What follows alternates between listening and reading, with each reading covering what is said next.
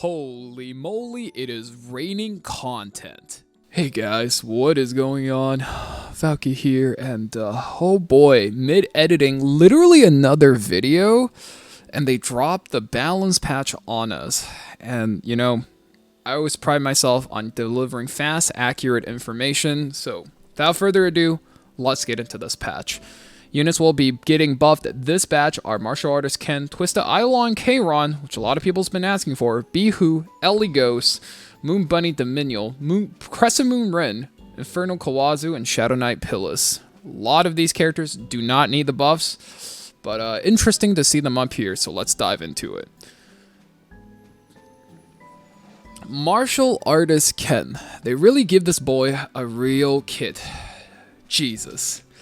So his S1 now has guaranteed provoke, and his S2 now gives vigor for 3 turns at the beginning of the battle, which makes up for a lot of the value he needs, because he needs almost every single stat besides speed and crit chance. He needs to be tanky, and it gives him tankiness, and it gives him damage, and he needs ER as well. And now here's a huge part. When an ally, except for the caster, suffers a critical hit, he counterattacks. This is huge because a lot of cleave this season hinges around a fast Payra.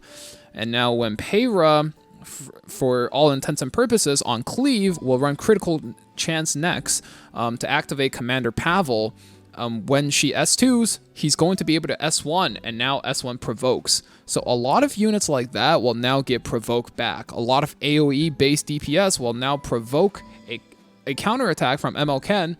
It's going to trap them in this provoke lock loop, and he's going to crit them back. And that crit is going to penetrate defense by 40%, further lowering the amount of damage he needs to build versus high gear score units in this meta, like the likes of Lionheart Sirmia. And it's going to give him a lot of value. I actually think he's a force to be reckoned with, especially if your opponent goes too fast with too much AoE. So this will give him synergy with units like Spectre Tenebria. So going forward, we're going to need a lot more AoE units like Carrot, like Pirate Captain Flan, that does AoE damage but do not rely on critical hits. Right after that is Twisted Eidolon Kayron. So now, instead of needing the enemy to have a buff, he automatically gains Fighting Spirit at the end of an enemy's turn, and then when his Fighting Spirit is full, increase his combat readiness instead of consuming that to give him the unique buff. And he's only going to get that combat readiness once every 3 turns, so that's the trade-off. But now the ultimate, instead of needing full Fighting Spirit, is just going to consume it. The damage now starts at 2,000 fixed, and it scales up based on the amount of Fighting Spirit consumed. I actually think this is a very real buff for tank down players versus slightly faster playstyles that's going to outpace them in turns. He's still not going to be great versus aggro or cleave, just because I think he gets outstatted there, and there are a lot of high effectiveness playstyle that takes off his counter buff.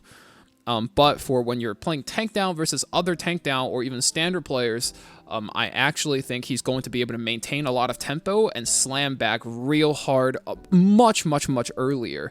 Because before, his passive is bugged. It actually didn't work correctly. If your opponent had a 1-turn buff and they ended their turn, he actually doesn't get any Fighting Spirit at all. So this is actually a huge buff for him. Up next is Bihu. This one is really short and sweet. His S1 is now guaranteed to activate the special attack where he claps and detonates burn on his own turn.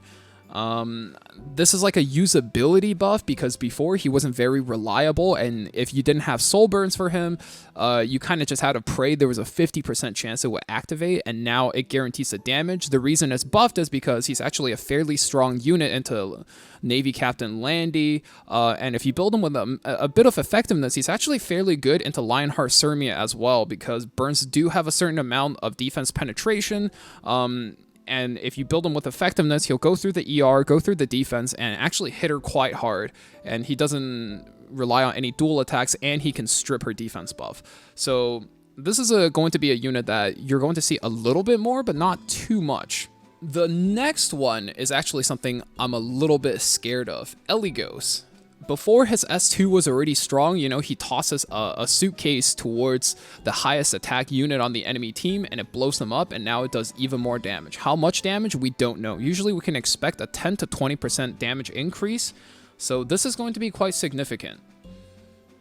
His S3 now gives him a 50% hit rate buff. And I think that's massive because I tested Eligos on his release, and his biggest problem was a lot of times you had to race these units like Ran, like Payra, and back during the meta where he came out, you had to race, DN, Amelia, you had to race a lot of fast Soul Weavers and a lot of fast water units. There's just a lot of fast units that are water element. And now with 50% hit chance, he can actually hit all of them respectably. This does two things for him. Hitting the water units is one, and two, if you put Misha on him, it's going to let him farm evasion units. And a lot of times when people play like Eligos Cleave, they ban Zeo and you first pick him.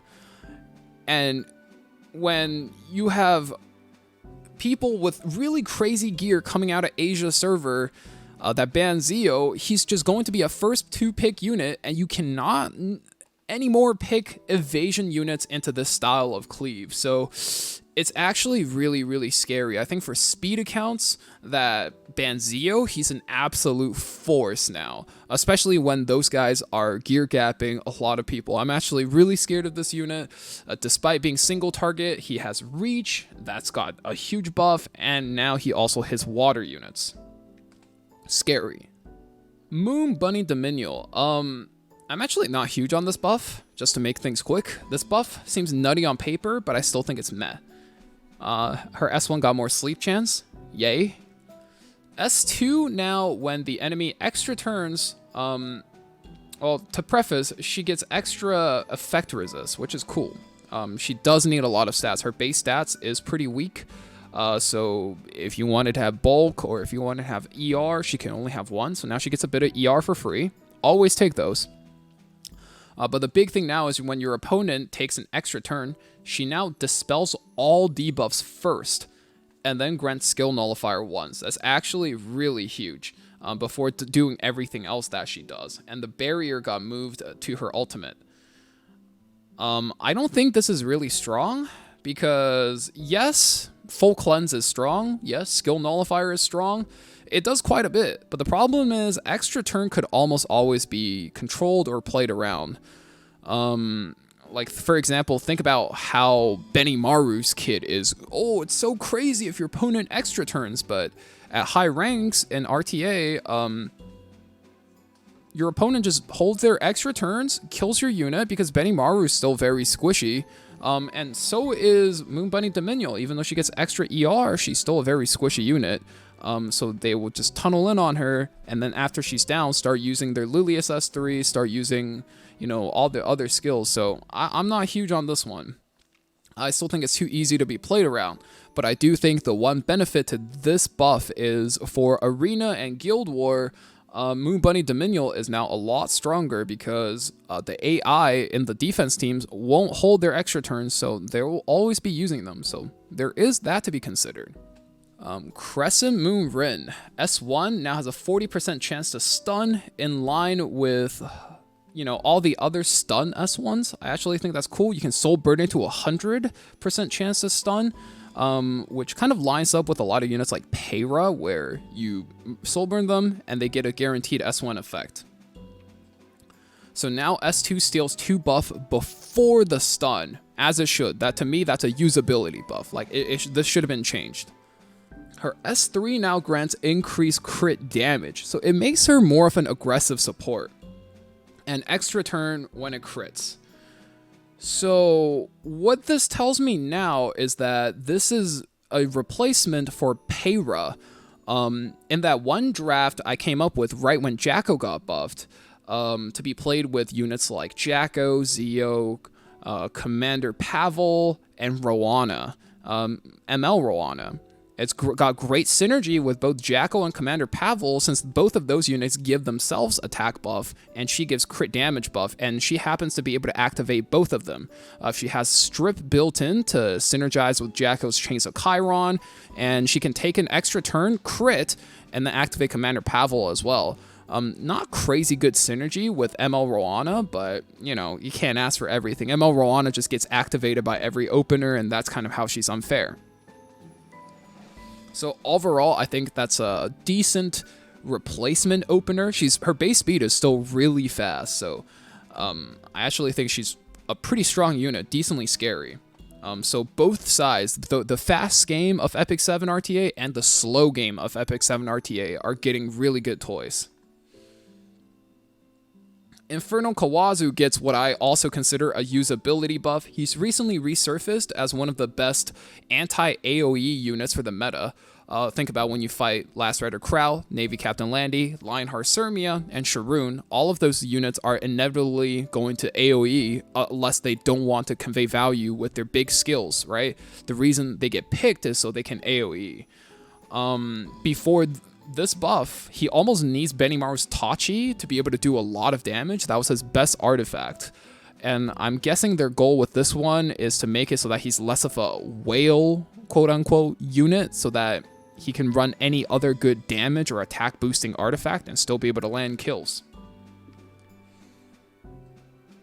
Shadow Knight Pillis gets a pretty small buff. She heals a little bit more on her own turn and now mitigates counter extra dual attack damage for all allies, including herself, which she didn't before.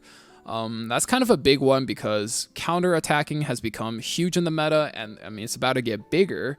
So you need units that can be able to reliably mitigate that damage so you can fight units like Lone Crescent Bologna, Navy Captain Landy. Navy Captain Landy being huge, she's everywhere in this meta. So anything that gets a little bit of a bump against her is basically going to be better. So yeah, that is this entire batch. If you remember, the last batch of buffs was actually fairly tame, and that's just because E7WC was starting, and I'm pretty sure Smilegate didn't want to go too crazy on the buffs, and they kind of held back a lot of things for this one. And now that E7WC is drawing to its main stages, and we won't be seeing these buffs for a while, and the RTA season just ended, so you know they're letting all the dogs out to play, and it's going to be pretty crazy in 2 weeks when everything drops. So yeah, guys, let me know what you think about these buffs, what you think about these takes. Maybe there's a couple of combo I missed. Always really excited to hear your guys' thoughts on things, but that's going to be this video for now. You know, if you enjoyed the video, be sure to like, comment, and subscribe. Helps me out a lot as always. And I have been hearing words that, you know, the new side story, the Auto Battler, is a bit difficult to play. I happen to be a veteran, so I've been really enjoying the Auto Battler with a handful of my friends. We've been spamming it. It's been a good time, but a guide for that should be coming shortly. So if you guys have been having trouble there or want to see a guide to optimize your experiences there and learn it better, stay tuned for that. Good reason to subscribe as well. But for now, that's all I got for you guys in this video. Thank you for watching till the end. Hope you guys are having a great day wherever you are, and I'll see you guys in the next video. See ya.